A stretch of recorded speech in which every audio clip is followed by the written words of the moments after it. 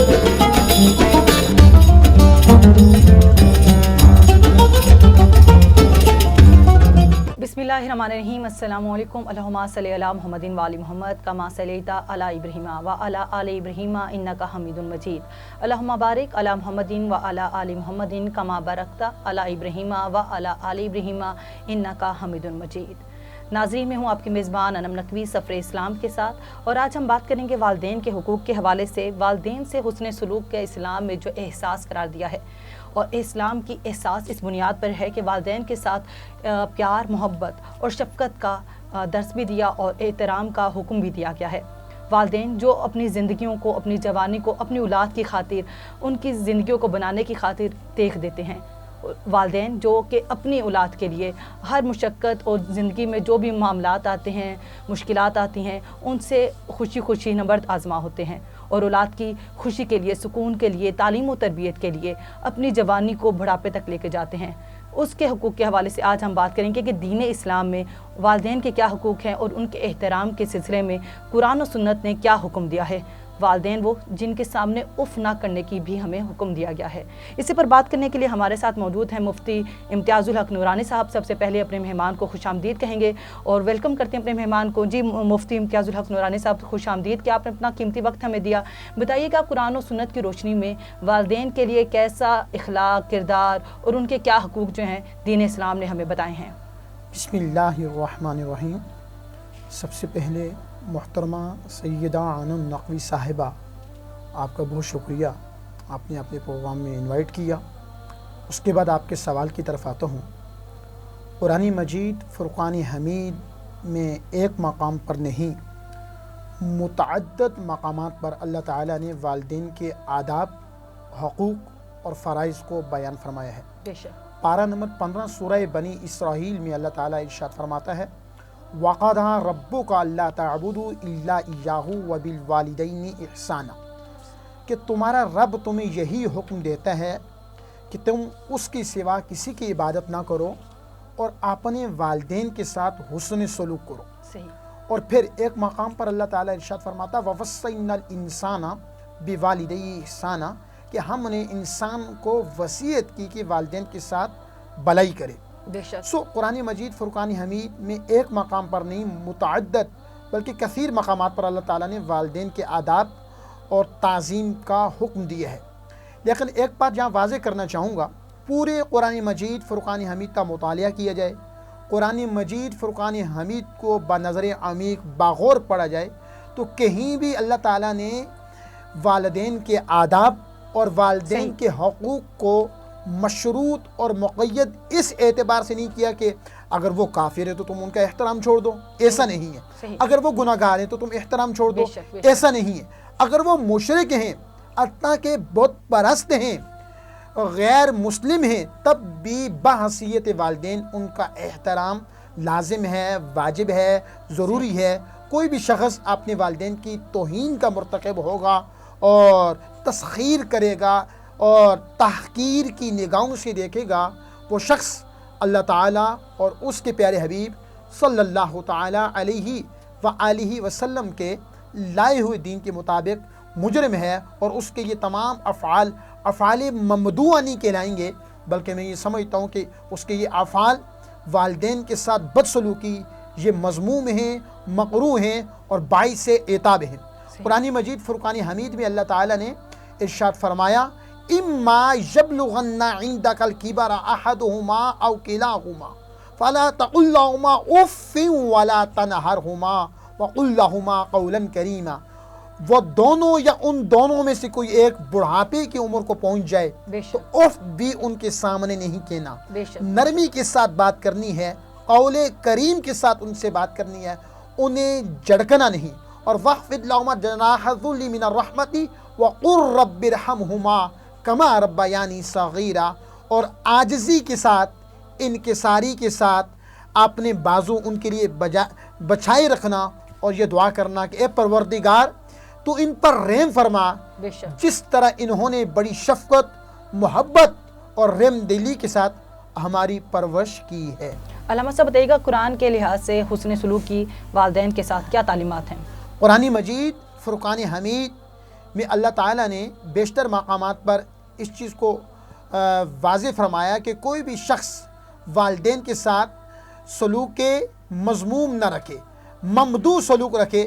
چنانچہ سورہ بقرہ میں اللہ تعالیٰ ارشاد فرماتا وَإِذْ أَخَذْنَا مِيثَاقَ بَنِي إِسْرَائِيلَ لَا تَعْبُدُونَ إِلَّا اللَّهَ، کہ اللہ تعالیٰ نے بنی اسرائیل سے، اولاد یعقوب سے یہ وعدہ لیا کہ اللہ کے سوا کسی کی عبادت نہ کرنا، بے شک، وَبِالْوَالِدَيْنِ إِحْسَانًا، والدین کے ساتھ بھلائی کرنا۔ اب یہاں نقطہ کیا ہے؟ جی، نقطہ یہ کہ توحید کے بعد، توحید کی تدریس و تعلیم کے بعد سب سے پہلے اللہ تعالیٰ نے جن شخصیات، جن عظیم المرتبت شخصیات کے ساتھ حسن سلوک کا ذکر فرمایا اور حکم دیا، امرن فرمایا، وہ والدین ہیں۔ اور نہ صرف قرآن مجید فرقان حمید، بلکہ اگر ہم دیگر آسمانی کتب تورات، زبور اور انجیل کا مطالعہ کریں سو ان کتابوں میں بھی یہ احکامات ربانی صراحتاً موجود ہیں کہ والدین کے ساتھ حسن سلوک کیا جائے۔ یہ احکامات شریعت موصلی میں بھی تھے، شریعت عیسوی میں بھی تھے، اور یہ جو آیت میں نے آپ کے سامنے پڑھی وَإِذْ أَخَذْنَا مِيثَاقَ بَنِي إِسْرَائِيلَ، اب دیکھیں بنی اسرائیل والے تو مسلم نہیں ہیں، بے شک، بنی اسرائیل والے ان سے اللہ تعالیٰ جو حضرت موسیٰ کی امت ہے ان سے اللہ تعالیٰ یہ وعدہ لے رہا ہے کہ والدین کے ساتھ تم نے حسن سلوک کرنا ہے اور دیانتداری سے پیش آنا ہے، رحم دلی سے پیش آنا ہے، آنکھیں نہیں دکھانی، اس انداز سے پیش نہیں آنا کہ جب تم بات کر رہے ہو تمہاری گفتگو سن کے وہ گھبرا رہے ہوں، گھبراہٹ کا شکار ہو جائیں، کانپ رہے ہو، نہیں، یہ انداز مذموم ہے۔ قرآن و احادیث میں، سنت میں وعیدات ہیں اس انداز والے شخص کے لیے۔ انداز کون سا اپنانا ہے؟ ایک تو اف بھی نہیں کہنا۔ ان کے بڑھاپے میں جب بچپنا لوٹ آئے، بڑھاپے میں آپ بہت زیادہ بھلائی کریں لیکن وہ اپنی ضدوں پہ اتر آئیں، آپ بہت سی چیزوں کا اصرار کریں جو ان کے کھانے کے اعتبار سے مفید ہیں لیکن وہ نہ کھائیں، اور آپ شب و روز ان کی خدمت گزاری کریں، قدم بوسی کریں، دست بوسی کریں، اس کے باوجود وہ لوگوں سے یہ کہتے پھریں کہ ہمارا بیٹا ایسا ہے، ہمارے ساتھ حسن سلوک نہیں کر رہا، حتیٰ کہ وہ جب محتاج ہو جائیں، بولو براز کو صاف تمہیں کرنا پڑے، اس وقت بھی لفظ اوف نہیں کہنا، چونکہ یہ اب اصلی امتحان کا وقت ہے۔ صحیح۔ اب جوانی میں بچوں کو اس طرف نگاہ دوڑانی چاہیے جب وہ بچپن میں تھے، جب وہ طفل مکتب تھے، جب وہ پنگوڑے میں تھے، جب ماں کی گود میں تھے، اس وقت والدین کا ان کے ساتھ کیسا عمل ممدوح تھا، تو اس کو مد نظر رکھ کر معاملات کو آگے بڑھانا چاہیے۔ بالکل علامہ صاحب آپ نے ٹھیک کہا۔ اس کے ساتھ ہی وقت ہوئے ایک بریک کا، ملتے ہیں بریک کے بعد، ہمارے ساتھ رہیے۔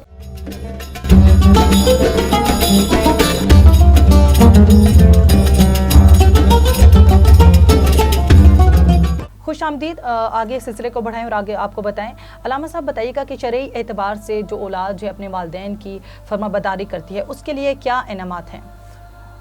جو اولاد اپنے ماں باپ کی اطاعت کرتی ہے اور ان کے تمام شرعی تقاضوں کے مطابق آداب کو بجا لاتی ہے، صحیح، تو ایسی اولاد کو اللہ تعالیٰ ایک بڑے انعام سے جنت کی صورت میں نوازے گا، اللہ تعالیٰ ان کو جنت میں داخل فرمائے گا۔ صحیح۔ والدین کے ساتھ حسن سلوک احادیث سے متواترہ سے ثابت ہے، جہاد سے بہتر ہے، حج سے بہتر ہے۔ اللہ کے پیارے حبیب سید الانبیاء صلی اللہ علیہ وآلہ وسلم نے ارشاد فرمایا کہ جو شخص مسکرا کے محبت کے ساتھ، سبحان محبت بری نگاہوں سے اپنے والدین کو ایک بار دیکھے گا، سبحان اللہ، اللہ تعالیٰ اس کو ایک مقبول حج کا ثواب عطا فرمائے گا۔ سبحان اللہ۔ تو صحابی رسول نے کہا کوئی زیادہ بار دیکھے تو رحمت کونین، جان کائنات، وجہ تخلیق کائنات حضرت محمد رسول اللہ صلی اللہ علیہ وآلہ وسلم نے ارشاد فرمایا، اللہ تعالیٰ اگر کوئی شخص 100 بار محبت کے ساتھ اپنے ماں باپ کو دیکھتا ہے تو 100 حج مقبول کے ثواب سے اس کو نوازے گا۔ تو اس سے آپ اندازہ لگا سکتے ہیں کہ، اور پھر ماں کے قدموں کے نیچے اللہ تعالیٰ نے جنت کو رکھ دیا۔ آقا دو جہاں صلی اللہ علیہ وسلم نے فرمایا کہ اللہ نے جنت کو ماں کے قدموں کے نیچے رکھ دیا، اور والدین میں بھی بالخصوص احادیث جو ہمیں بتا رہی ہیں، ماں کا حق 3 گنا زیادہ ہے باپ سے۔ اس پہ بھی حدیث پاک پڑھنے لگا ہوں۔ ایک شخص آیا اور آ کے عرض کرنے لگا، یا رسول اللہ میرے حسن سلوک کا سب سے زیادہ حقدار کون ہے؟ اللہ کے پیارے حبیب صلی اللہ علیہ وآلہ وسلم نے فرمایا، امو کا، تیری ماں۔ اس نے کہا ثم من، پھر کون؟ نبی کریم رؤوف الرحیم صلی اللہ علیہ وآلہ وسلم نے ارشاد فرمایا قال امو کا، پھر تیری ماں. اس نے تیسری بار عرض کیا پھر کون؟ ثم من، پھر کون؟ حضور نے فرمایا امو کا، پھر تیری ماں. اس نے چوتھی بار عرض کیا ثم من، پھر کون؟ اللہ کے پیارے حبیب سید الانبیاء صلی اللہ علیہ وآلہ وسلم نے ارشاد فرمایا ابو کا، پھر تیرا باپ. تو تین بار حضور صلی اللہ علیہ وآلہ وسلم نے ماں کا ذکر فرمایا. بالکل ایسے ہے. علامہ صاحب بتائیے گا وہ کون سا واقعہ ہے جو صحابی تھے جن کو ماں کی نافرمانی کرنے پر جلانے کا حکم دیا گیا اور لکڑی کو جمع کرنے کا بھی کہا گیا؟ محترمہ انم نقوی صاحبہ، وہ صحابی حضرت علقمہ رضی اللہ عنہ ہیں. حضرت علقمہ رضی اللہ عنہ صحابی رسول ہے، اور صحابی عملوں سے بنا نہیں بنتا. صحابی کے لیے لازم ہے کہ زندگی میں ایمان کی حالت میں رسول اللہ کو دیکھا ہو اور خاتمہ بھی ایمان پر ہوا ہو. دنیا کے غوث کتب ابدال جمع ہو جائیں، صحابی کی درجے کو نہیں پہنچ سکتے. حضرت علقمہ رضی اللہ عنہ صحابی رسول، ان کی جب موت کا وقت آیا تو روح نہیں نکل رہی تھی، نزع کی سخت تکلیف میں مبتلا تھے، زبان لٹک کے باہر آ گئی تھی. اور رحمت کونین محسن انسانیت حضرت محمد رسول اللہ صلی اللہ علیہ وسلم نے جوان انصار صحابہ کو بھیجا کہ جا کے انہیں کلمہ پڑھائیے. صحابہ کرام گئے اور 12 کلمے کی تلقین کی، ان کے سامنے کلمہ پڑھا، لیکن کلمہ زبان سے جاری نہ ہوا. تو اللہ کے پیارے حبیب صلی اللہ علیہ وسلم نے فرمایا کہ ان کی والدہ سے کہیں اگر وہ چل سکتی ان میں ہمت ہے تو وہ میرے پاس آ جائیں، وگرنہ میں خود ہی ان کے پاس چلا جاتا ہوں ان کے ضعف کا اور بڑھاپے کا لحاظ کرتے ہوئے. سو جب ان کی والدہ محترمہ نے آقا دو جہاں سرور کائنات صلی اللہ علیہ وسلم کا یہ پیغام سنا تو انہوں نے کہا کہ میں اللہ کے حبیب صلی اللہ علیہ وسلم کو زحمت نہیں دوں گی. عصا پکڑا، لاٹھی پکڑی، اس کے سہارے رسول اللہ کی خدمت میں حاضر ہوئیں. تو حضور نے پوچھا تیرا بیٹا کیسا تھا؟ اس نے کہا وہ نمازیں بھی پڑھا کرتا تھا، آج بھی اس نے کیا تھا، صدقہ و خیرات بھی کیا کرتا تھا، صوم و صلات کا پابند تھا. حضور نے پوچھا بتاؤ وہ آپ کے ساتھ کیسا تھا، کیسا سلوک تھا آپ کے ساتھ؟ اس نے کہا یا رسول اللہ صلی اللہ علیہ وسلم وہ میرے ساتھ اچھا نہیں تھا، مذموم رویے سے میرے ساتھ پیش آتا تھا. سو جب حضرت علقمہ کی والدہ کے یہ کلمات اللہ کے پیارے حبیب جانے کائنات صلی اللہ علیہ وآلہ وسلم نے سنے تو آپ صلی اللہ علیہ وسلم نے صحابہ کرام سے کہا کہ تم لوگ لکڑی کو جمع کرو، چونکہ جو ماں کا نافرمان ہو اسے دفنایا نہیں جاتا بلکہ جلایا جاتا ہے، تاکہ دنیا والوں کو پتہ چلے کہ شخص نے ماں کی نافرمانی کی تھی، آج جو ہے لکڑیاں جمع کر کے اس کو زندہ جلا دیا گیا. سو جب اس کی والدہ نے، حضرت علقمہ کی والدہ نے سنا، انہوں نے کہا میرا لخت جگر، میرے جگر کا ٹکڑا، میرا جگر گوشہ یا رسول اللہ میری آنکھوں کے سامنے جل جائے تو میں کیسے برداشت کروں گی؟ اب ماں کی ممتا ہوتی ہے تو وہ برداشت نہ کر سکی. تو حضور نے کہا پھر معاف کر دو. انہوں نے کہا یا رسول اللہ آپ گواہ ہو جائیں میں نے معاف کر دیا ہے. رسول اللہ نے دوبارہ اپنے صحابہ کو بھیجا کہ دیکھتے ہیں کہ ان کی زبان پہ کلمہ جاری ہو چکے. بالکل ایسے ہی، سبحان اللہ. ایسے ہی والدین کے جو نافرمان ہیں ان کی سزا بہت ہی سخت ہے. تو علامہ صاحب بتائیے گا شرعی طور پر کیا نافرمانی کی سزا، اس حوالے سے بتائیے گا. والدین کے جو نافرمان ہوتے ہیں، والدین کے جو نافرمان ہیں ان کی اس امت میں شرعی سزائیں پہلی امتوں کی طرح نہیں ہیں. تورات، زبور، انجیل کا مطالعہ کریں تو پہلی امتوں میں واضح طور پہ یہ احکامات موجود تھے اور انہیں ان احکامات ربانی کا پابند بنایا گیا تھا کہ والدین کے نافرمان کو قتل کر دیا جائے، وہ واجب القتل تھا. لیکن اس امت میں ان سزاؤں میں تخفیف کر دی گئی ہے دنیا میں. البتہ آخرت میں اللہ تعالیٰ ایسے شخص کو دوزخ میں داخل فرمائے گا اور عذاب دے گا، اور شدید عذاب علیم دے گا. جو شخص دنیا میں اپنے ماں باپ کو جھڑکتا تھا، مذموم اور مکروہ رویے سے پیش آتا تھا. نبی کریم صلی اللہ علیہ وسلم کا فرمان ہے کہ آدمی پر سب سے زیادہ حق اس کی ماں کا ہے. اور ایک حدیث پاک میں آتا ہے کہ نبی کریم صلی اللہ علیہ وسلم نے، اب حضور صلی اللہ علیہ وسلم نے دشمنوں کو بھی دعا دی، آپ نے دشمنوں کو بھی، لیکن والدین کے نافرمان کے لیے حدیث مصطفیٰ میں واضح بد دعا، دعائے ضرر موجود ہے. میں بد دعا کا لفظ بھی واپس لوں گا، دعائے ضرر موجود ہے. وہ کیسے؟ نبی کریم صلی اللہ علیہ وسلم نے ممبر کی پہلی سیڑھی پہ قدم رکھا اور فرمایا آمین، پھر دوسری سیڑھی پہ قدم رکھا، پھر فرمایا آمین، پھر تیسری سیڑھی پہ قدم رکھا، پھر فرمایا آمین. جمعہ کا خطبہ ختم ہوا، نماز جمعہ پڑھی گی. بعد از نماز جمعہ صحابہ کرام نے پوچھا یا رسول اللہ آج خلاف معمول ہم نے دیکھا، آپ نے ممبر کی پہلی سیڑھی پہ قدم رکھا، پھر فرمایا آمین، دوسری بھی رکھا پھر فرمایا آمین، اور تیسری سیڑھی پہ قدم رکھا پھر فرمایا آمین۔ تو یہ کیا وجہ تھی؟ تو اللہ کے پیارے حبیب سید الانبیاء صلی اللہ علیہ وآلہ وسلم نے ارشاد فرمایا، میں نے ممبر کی پہلی سیڑھی پہ قدم رکھا، جبرائیل امین آگے، انہوں نے کہا یا رسول اللہ وہ شخص ہلاک ہو جس نے آپ کا نام سنا اور آپ پہ درود نہ پڑا۔ میں نے کہا آمین۔ آمین کا مطلب ہوتا ہے ایسا ہی ہو۔ میں نے ممبر کی دوسری سیڑھی پہ قدم رکھا، جناب جبرائیل آمین نے کہا ہلاک ہو، تباہ ہو، برباد ہو شخص جس شخص نے اپنے والدین دونوں یا دونوں میں سے کسی ایک کو پایا، ان کی خدمت کر کے، ان کی فرما برداری کر کے جنت حاصل نہ کر سکا۔ تو میں نے کہا آمین۔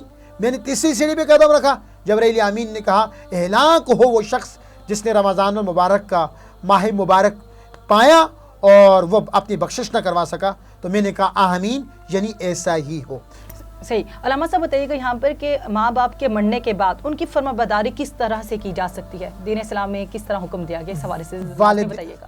والدین کے وصال کے بعد اور وفات کے بعد اگر کوئی شخص زندگی میں ماں باپ کی نافرمانی کرتا رہا یا نافرمانی نہیں اس نے سلوک بھی کرتا رہا، تو میں یہ سمجھتا ہوں کہ بہترین طریقہ تحائف انہیں دیے جائیں۔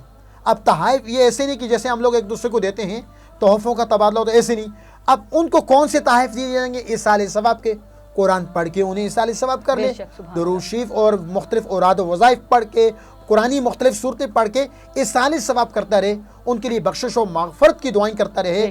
تو یہی میں یہ سمجھتا ہوں کہ اس وجہ سے اور اس کے ان اعمال حسنہ کی وجہ سے والدین کی روحیں راضی ہوں گی۔ بلکہ حدیث بخاری ہے، نبی کریم صلی اللہ علیہ وآلہ وسلم نے ارشاد فرمایا اذا مات الانسان، انسان جب مر جاتا ہے، انقطع عنہ عملہ، اس کے اعمال کا سلسلہ منقطع ہو جاتا ہے، الا من ثلاثۃ، مگر تین چیزیں، صدقۃ جاریۃ، صدقہ جاریہ، او علم ينفع به، علم نافع، او والد صالح يدعو له، نیک اولاد جو والدین کے دنیا سے جانے کے بعد ان کے لیے بخشش و مغفرت کی دعا کرے۔ بے شک ایسے ہی، اور صدقہ جاریہ بھی بن جاتی ہے۔ علامہ صاحب بالکل کہا، ٹھیک آپ نے۔ علامہ صاحب شارٹلی بتائیے گا کہ جو موجودہ نسل ہے، جیسے کہ آپ جانتے ہیں کہ بے روی کا شکار ہے آج کی نسل، جو ہے پڑھ لی گئی ہے، بہت ماڈریٹ ہو گئی ہے، تو وہ والدین کا اس طرح حکم جو ہے بجا آور نہیں لے کے آتی، تو اس حوالے سے موجودہ نسل کو آخر میں کیا پیغام دیں گے؟ میرا عصر حاضر کے جو نوجوان ہیں ان کے نام یہ پیغام ہے کہ یہ چند روزہ زندگی ہے، یہاں نہ چل سر کو اٹھا اٹھا کر۔ یہ چند روزہ زندگی ہے، یہاں نہ چل سر کو اٹھا اٹھا کر، خدا نے ایسے ہزاروں نقشے مٹا دیے ہیں بنا بنا کر۔ اور ایک حدیث سے استدلال کروں گا، نبی کریم صلی اللہ علیہ وآلہ وسلم نے ارشاد فرمایا کما تدین و تودان، انسان جیسا کرتا ہے ویسا برتا ہے۔ اگر آج کا نوجوان اپنے والدین کے ساتھ مغرور رویے سے پیش آئے گا، مذموم رویے سے پیش آئے گا، تو یہ جان لے کہ کل اس نے بھی بڑھاپے میں داخل ہونا ہے، کل اس کی اولاد بھی اسی مقروع طور طریقوں سے اس کے ساتھ پیش آئے گی۔ اگر آج کا نوجوان اپنے والدین کو ستا رہا ہے تو جان لے کہ دنیا مکافات عمل کا نام ہے، انہیں بھی پھر انہی حالات کا سامنا کرنا پڑے گا۔ انسان کو ہر صورت میں عاجزی اور انکساری اختیار کرنی چاہیے۔ اللہ کے پیارے حبیب صلی اللہ علیہ وسلم معراج پر بھی عاجزی کا تحفہ اللہ کی بارگاہ میں لے کر گئے۔ میں حضرت پیر سید نصیر الدین نصیر گیلانی رحمۃ اللہ علیہ کہ ان اشعار کے ساتھ اپنی گفتگو کو ختم کرتا ہوں کہ اتنا نہ اکڑ نہ اتنے جذبات میرے، اتنا نہ اکڑ نہ اتنے جذبات میرے، حد سے نہ نکل دائرہ ذات میرے، ایک قطرہ ناپاک نصب ہے تیرا، اوقات یہی ہے تیری اوقات میں رہے۔ سبحان اللہ سبحان اللہ۔ اس کے ساتھ ہی ہمارے پروگرام کا وقت بھی اختتام پذیر ہوا جاتا ہے۔